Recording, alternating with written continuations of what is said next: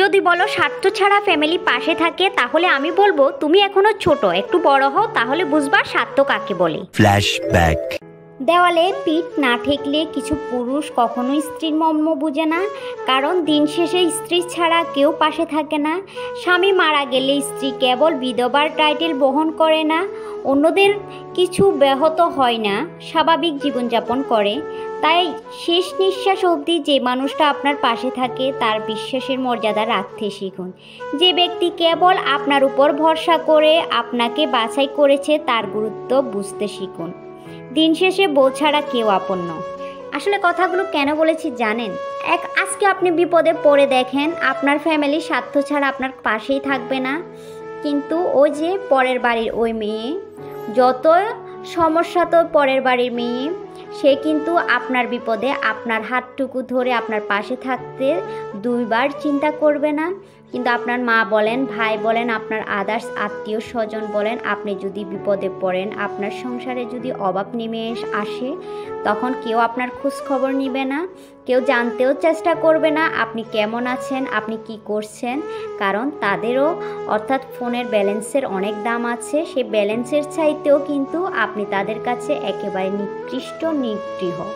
আসলে কথাগুলো আমার বলতে খারাপ লাগলেও এটা কিন্তু বাস্তব। এই পরিস্থিতিতে যারা পড়েছেন তারা হয়তো আমার সাথে একমত হবে, কিন্তু এই পরিস্থিতিতে যারা পড়েননি তারা কিন্তু বুঝতে পারবেন না। তবে একবার এই পরিস্থিতিতে পড়লে তখনই কিন্তু আপনার পরিবার, আপনার ভাই বোন, আত্মীয় স্বজন সবাইকে চিনতে পারবেন।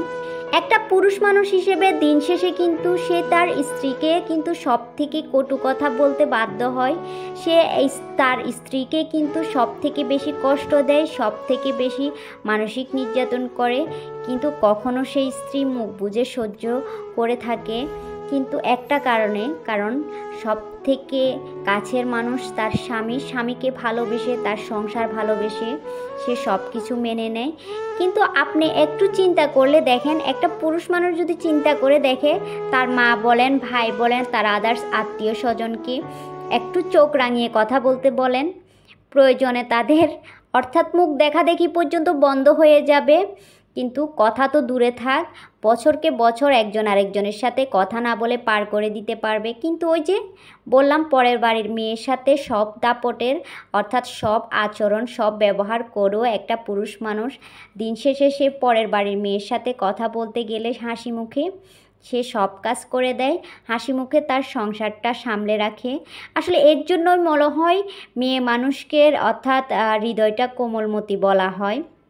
আর একটা মেয়ে মানুষ যতই অর্থাৎ কঠোর হোক না কেন, তার সংসারের দিক থেকে, তার হাজব্যান্ডের দিক থেকে, তার পরিবারের দিক থেকে তার মনটা খুবই নরম। কিন্তু দিন শেষে কি হয় জানেন? স্বামী শ্বশুরবাড়ির লোকদের কাছে সে পরের বাড়ির মেয়েই কিন্তু শত্রু হয়ে থাকে। কখন জানেন? যখন তার হাজব্যান্ডের অর্থাৎ সংসারে টাকা পয়সা থাকে না, তার হাজব্যান্ডের আয় ভালো থাকে না, হাজব্যান্ড যখন তার আত্মীয় স্বজনের জন্য কিছুই করতে পারে না, তখন সে পরের বাড়ির মেয়েরই দোষ হয়ে যায়। কিন্তু একটা কথা তারা মাথায় রাখে না, তাদের ছেলে বলেন, তাদের ভাই বলেন, তাদের ইনকাম সোর্সটা কোত্থেকে আসে, কতটুকু আসে। আর আর একটা বাস্তব সত্য কথা কি জানেন? একটা হাজব্যান্ডের ইনকামের উপরে নির্ভর করবে তার অর্থাৎ ওয়াইফ বলেন, তার ছেলে মেয়ে বলেন, সবার ভালোবাসা।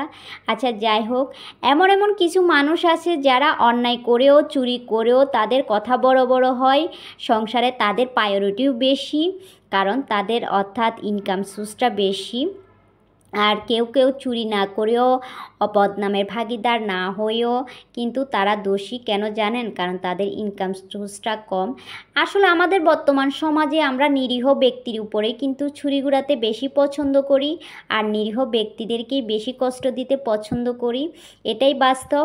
আগে সিনেমাতে দেখতাম আমরা অর্থাৎ নিরীহ ব্যক্তিদেরকে অর্থাৎ ভিলেনরা বেশি নির্যাতন করত, কিন্তু বর্তমানে আমরা বাস্তবতায় যদি দেখতে পাই, আসলে বাস্তবতা তো এইসব দৃশ্য আমরা এখন দেখতে পাই। যারা দেখেন আশেপাশের দৃশ্যগুলো তারা তো অবশ্যই জানেন, আর যারা এখনও এই পরিস্থিতিগুলো ফেস করেন নাই, আস্তে আস্তে যদি এই সমস্যার মধ্যে পড়েন আপনারাও বুঝতে পারবেন আসলে আশেপাশের মানুষগুলো কতটা বিষাক্ত, কতটা অর্থাৎ কালসাপের চেয়েও ভয়ঙ্কর, সেটা আসলে কখনোই কেউ বলতে পারি না। যখন আমরা এই পরিস্থিতির সম্মুখীন হই তখনই আমরা বুঝতে পারি। একটা কথা আছে জানেন, অর্থাৎ যে দরজায় গেলে আপনাকে বারবার ক্ষতবিক্ষত করতে হয় সে দরজায় আপনি খিল দিতে শিখুন। একেবারে এমনভাবে খিল দিবেন অর্থাৎ যে খিলটা অর্থাৎ অনেক মজবুত হয়, দ্বিতীয়বার আপনাকে আর খুলতে না হয়। তেমনিও কিছু কিছু সম্পর্ক যেগুলো আপনাকে কষ্ট দেয়, যে যারা আপনাদেরকে অপমান অপদস্থ করে, অর্থাৎ তাদের থেকে দূরে থাকাই ভালো। যাদের কাছে গেলে আপনার কোনো সম্মান নেই, যাদের কাছে গেলে আপনি কোনো দোষ না করেও আপনি অপরাধী, তাদের থেকে দূরে থাকাই ভালো। অর্থাৎ যারা ভালো তাদেরকে ভালো থাকতে দিন, আর আপনি যদি তাদের চোখে খারাপ হয়ে থাকেন আপনি তাদের থেকে দূরে থাকুন। সময় একদিন সব বলে দিবে। আচ্ছা যাই হোক, আর এই যে আপনাদের সাথে কথা বলতে বলতে আমি রান্নাটা করে নিয়েছি। আর আজকে চিংড়ি মাছ দিয়ে করলা ভাজা করেছি। এই যে দেখেন, অনেক দিন ধরে ইচ্ছে করছিল চিংড়ি মাছ দিয়ে করলা ভাজা খাবো, আর সে তো করেই ফেললাম। আর আপনাদের ভাইয়া অর্থাৎ করলা ভাজাটা খাই না, আমার কাছে করলা ভাজাটা ভালোই লাগে, শুকনা শুকনা করে করলা ভাজাটা করব আজকে। আর এদিকে হচ্ছে যে এই যে আমি এখানে শাক রান্না করছিলাম, আসলে আজকে পালং শাক রান্না করব আর চিংড়ি মাছ দিয়ে আজকে সব সবজি, আর গতকালকের একটু মাংস ছিল আর সে মাংসটা তার জিলানে খাবে। যাই হোক, আজকের মতো রান্নাবাটি এগুলাই। আর এই যে দেখতে পাচ্ছেন আমি পালং শাকগুলো সুন্দর করে কষিয়ে নিচ্ছি।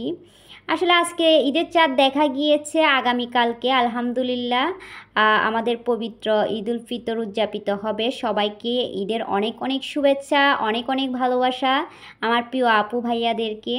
আর এই যে আমার রান্নাবান্না অলমোস্ট কমপ্লিট হয়ে গিয়েছে। আজকে আমি সব সবজি রান্না করেছি, চলেন দেখিয়ে দিই আমার রান্নাগুলো কেমন হয়েছে।